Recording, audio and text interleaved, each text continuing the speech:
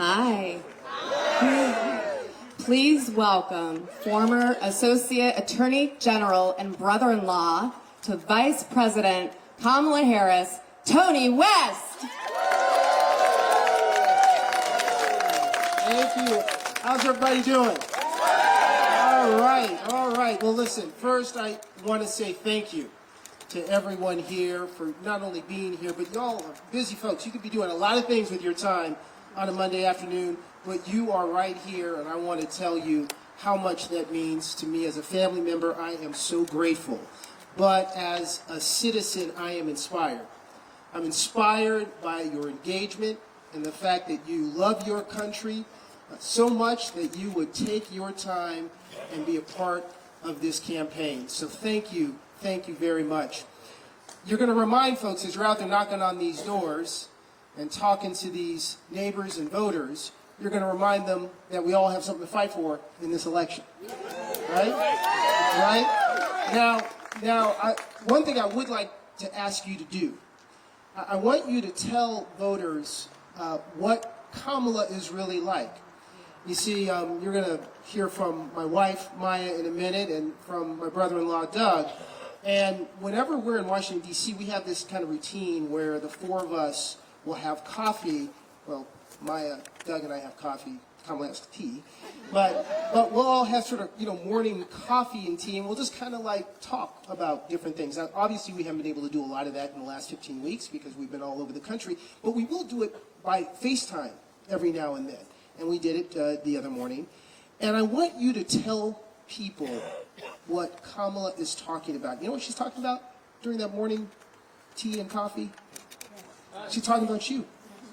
I want you to tell those folks that she's talking about you. She's talking about how do we create an economy in a country that has place and space for everyone.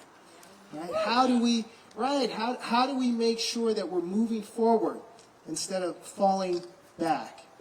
And she's talking about the plans that she has to really make this the kind of country we deserve, right? And the reason she does this is because Kamala knows ultimately that this election is not about her, and it's not about Trump. It is about you. It's about your hopes, your dreams, your future, your families. It's about you. So when you're going out there and talking to those folks, I want you to know you are making a difference. You are making the critical difference because of what you're doing, we're going to win North Carolina, which means we're going to win the presidency. So, now let me introduce to you, before I was Kamala's brother-in-law, I was Maya Harris's boo. So let me introduce to you the younger sister, Maya Harris. Everybody. How are y'all doing today? Good? Well, I just am here to say thank you. I'm just here. I hear you back there. I am just here to say thank you because we have so much gratitude in our family for you all showing up the way you all have been showing up. So I want to thank you for stepping up for my sister. I want to thank you for standing up for your country in stepping up for my sister. Thank you for everything that you're doing. I have been traveling all across the country talking to people about Kamala, helping people to know how we were raised, what our values are, the lessons we learned from our mother, to help people understand her track record, to understand who she really is, to be able to understand who she will be when we elect her president of the United States.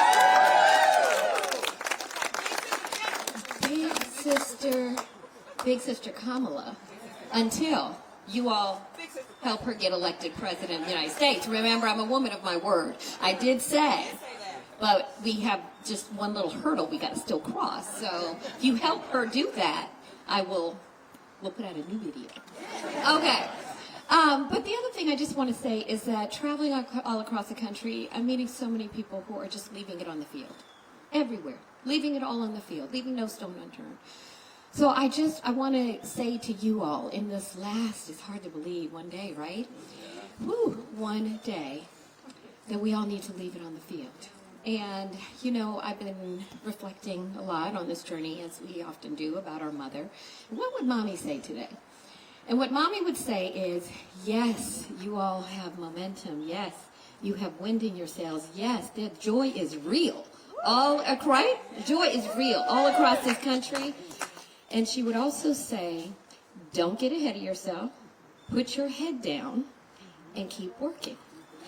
So I'm here to say, keep going. Keep going. Keep going. We have to keep working until the polls close and not a single additional vote can be cast. Okay, that is when we can say, all right, it's time to maybe take a breath, get a little bit of sleep, but we can't do it before then. And the thing, let's do this. And the thing I want you to keep in mind as we're asking you to make this final push with us is that in every single one of Kamala's races, since the very first one in 2003 when she ran for district attorney, the thing that has always made the difference, the thing that took her from 6% in the polls in that race to winning the election, was people like you who showed up, who believed in her, many of whom who'd never done anything besides vote, some of whom who'd never even voted, but certainly did not show up to canvass, did not show up to phone bank, had never done that before. But they saw in her something. They saw in her that they could have confidence and trust that she was going to fight for them. And she's done it every single time, but the way she's done it is because people like you show up. These conversations you're having matter. The time you're taking to talk to people, to tell them why you're excited, to express why you're confident, to express why you're taking time out of your busy day to do this, it really matters. It's an invitation to people to be a part of something, to be a part of what you're for, to be a part of where we're going. And we are only going forward. We are not going back. Turning the page. So the last thing I'll say to you is, because Kamala and I talk a lot about our mom and the many lessons that she taught us, is it was such a warm, wonderful, delightful thing at the convention when Michelle Obama got on the stage and echoed another one of our mother's lessons when she said, don't wait to be asked, get out there and do something. And so in these final days of the campaign, I'm taking liberty with my mother saying that when you have one day left, it's not enough to just do something. We all have to do everything that we can. And if we do everything we can and we keep showing up, that's how we're going to protect our freedoms. That's how we're going to build a brighter future, the brighter future that Kamala's been talking about. And that is most certainly how we are going to elect my sister, Kamala Harris, President of the United States. So thank you all. Thank you for being here. And now it is my delight to be able to introduce the chair of the Democratic Party, the Pitt Democratic Party, Molly, who will introduce another special guest. Thank you, Maya. Thank you, Tony. It's so great to have the next first family in town in Greenville and Pitt County. My name is Molly Holdeman. I am the chair of the Pitt County Democratic Party, and I am so proud to be able to introduce the second gentleman of the United States, Doug Emhoff, today. There has been record enthusiasm in Pitt County. So many people have early voted.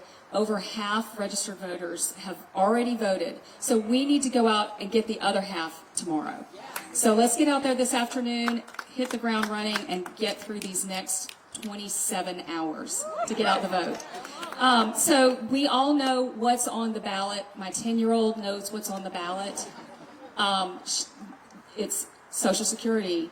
It's women's reproductive health care. It's Medicare. It's all of these things. And, you know, it's so obvious the difference. You can watch the commercials. We were watching football yesterday, and my 10-year-old Clara said, wow, Donald Trump must be really jealous of this long ad that Kamala Harris has. But his are full of hate and meanness. And Kamala's are full of joy and expectation and hope. And that's our choice. That is what is on the ballot. So I'm just asking everyone to please get out to vote tomorrow. If you have not already, the polls will be open from 6:30 a.m. to 7:30 p.m. If you don't know what your polling place is, you can go to iwillvote.com/NC. You can call the voter information number. I'm not going to give it to you because I can't remember. It's 833-VOTE 4NC, the number 4. I think that's it, right? And what else am I supposed to say? They gave me a really long thing, and I don't want to take up your time. You have to take your photo ID. Please take your photo ID to the polls, because it will be required for you to vote. And now, without further ado, it is my great honor to introduce the second gentleman of the United States, Doug Emhoff. Thank you, Molly. Hi, everyone. All right. You ready to win this election? Yeah! All right, she's just, 27 hours. It's hard to believe, with 27 hours left, that this whole election has just been 15 weeks. So think about that.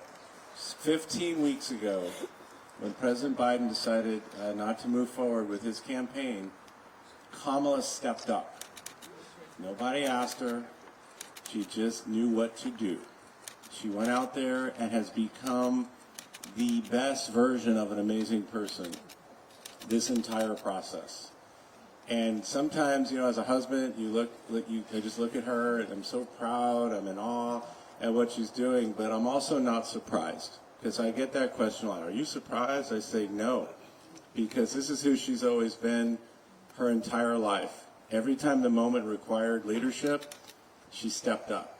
No matter what the odds, no matter what the pressure, oftentimes she's been the first at so many things of what she's done, but I know I never got to meet your mom. I wish I did. But she said, you may be the first, but don't be the last. And she's modest. She never brags about herself. Sometimes, you know, maybe she should, but she doesn't, because she's just out there doing what's necessary. Never complains. She just gets out there and does it. So here we are, the second to last day of this incredible 15 weeks. I'm so glad I get to do it with family. This is a family affair, because she's always been there for us, our big, beautiful, blended family, the entire time. I've known her 12 years, your entire life. She's always been there. She said she has an instinct to protect. And I never heard her say that publicly until the ellipse speech. But that's what we all know as her family. So the way she has been there for our family, time and time again, she's going to be there for your family, time and time again. And as Molly said, the contrast, and as her 10-year-old could plainly see, I mean, what else do you need to know? You've got somebody who already had the job, was pretty bad at it, you know, tax cuts for billionaires, and, you know, just the chaos, the craziness. And that was then. Look at him now. He's just falling apart. Like, he's literally falling apart. He's not up for this. Even though his policies are terrible, he's just not up for this. You can see it. He's falling apart right at the end. He does not have the strength, energy to do this. He's weak mentally and physically, let alone the policies are completely un-American. The things that he's saying, turning the United States military against fellow citizens who dare to disagree with him, no way. It's disqualifying. So when you're talking to folks who are undecided, when you're knocking on these doors, I mean, remind them, one, he wasn't good the first time. Remind them about COVID, how he completely botched that. Thousands of us fellow citizens died because he got up there and lied about COVID every day. And I remember my first year as second gentleman, I went around the country, including right here in North Carolina, begging people to get vaccinated, begging them. And there was so much pushback because of Trump and his incompetent administration and all the gaslighting and lies.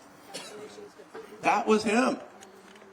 When he lost in 2020, and we got very close here, mind you, 1.2%.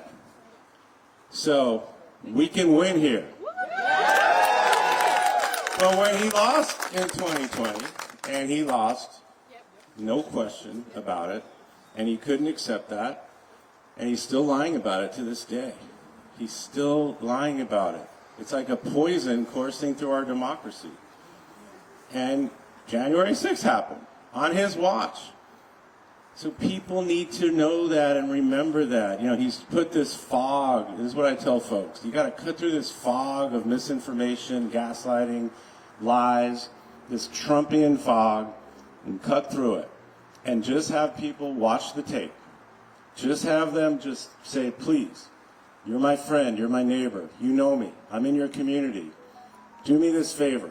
Just go online and watch what he's saying right now. Listen to the grievance, the threats. It's anti-American, what he's saying, and look at him falling apart. Watch the tape of Kamala Harris. You can just say, here's the greatest hits, but watch her speech on the ellipse. That is a president of the United States right there. That's somebody who's got the strength, the courage, the competence, the energy. She's got plans for all of us, and you can see it. You can feel it. And then look at her these last week or so. That's a president of the United States. That's somebody you can be proud of. Your 10-year-old can be proud of. We can all be proud of. And somebody on the world stage that will represent our interests, not their own interests. Not Elon Musk's interests, your interests. Not kowtowing to Putin's interests, our interests. And she is ready to be president on day one.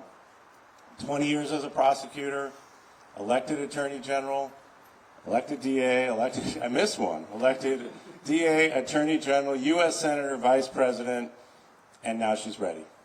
She is ready.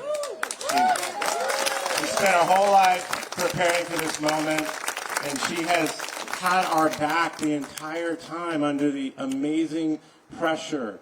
And listen to what Michelle Obama has said about the triple standard. It's not even a double standard that she's faced. He's graded on no curve. She's graded on a curve of perfection. And she's exceeded it each and every time. Because that's who she is. So when you're out there talking to folks today, just tell them to cut through the fog. Have them do you a favor as a friend, as a neighbor, as a patriot, as someone who cares deeply about your country. Have them watch the tape. And when they do, there's no conclusion other than that my wife, Kamala Harris, needs to be the next president of the United States. So thank you all so much. Appreciate you.